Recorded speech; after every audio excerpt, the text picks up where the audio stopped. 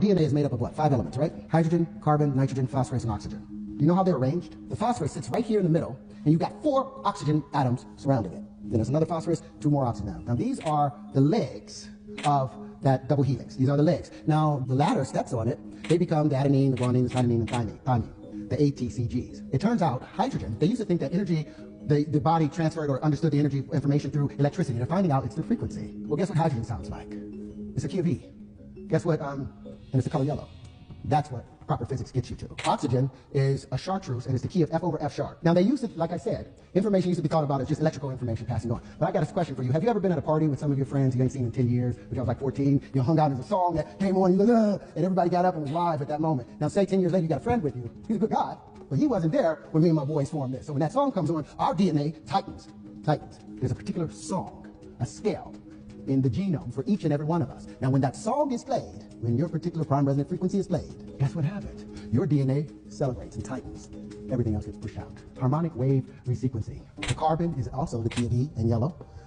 Nitrogen is G, and all these play a song. So say that the F over F sharps of the oxygen, the green, is only hitting at an F. Why? Because there's another frequency coming in from a generator over there. That's changing and causing it to change. And when the F hits the carbon, instead of hitting as an F sharp, it hits as an F. So when it hits the carbon and an E, it doesn't hit it quite right, so the domino don't file right. So the next domino hits wrong. And so now we have malformation happening within our DNA because the frequencies are being pushed off. But when we hear our tone, we tighten back up. But I wanted you guys to understand how that works. It's so simple. You do not need to tear the human body apart when all you can do is use frequency to bring it back to its normal space. Discover how these powerful frequencies, once embedded in the fabric of traditional cultures, are making a dramatic comeback. We're on the brink of rediscovering ancient wisdom, possibly explaining a significant shift in the music industry. The intriguing transition from the harmonious 432 Hz to the standard 440 Hz in musical tuning. Perhaps this growing understanding sheds light on a significant shift in the music industry. The change in standard tuning of musical instruments from 432 Hz to 440 Hz. This subtle yet profound alteration begs the question, was this simply a matter of standardization, or is there more to this story? The standard tuning pitch, often referred to as a concert pitch, has varied throughout history. The tuning of A equals 432 Hz is said by some to be more harmonically aligned with the universe and the natural resonance of the human body. They often connect to ideas like those expressed by Terrence Howard, suggesting that there's a harmonic language embedded within our DNA, waiting to be played in the right key. The shift to 440 Hz occurred around the 20th century and has since become the accepted standard for tuning musical instruments. Some conspiracy theorists suggest that this was done with the knowledge that it would cause disharmony, anxiety, and a more aggressive response in the population. They argue that this decision, allegedly spearheaded by figures like Joseph Goebbels, the Nazi minister of propaganda, was a form of psychological manipulation. Nevertheless, the debate rages on.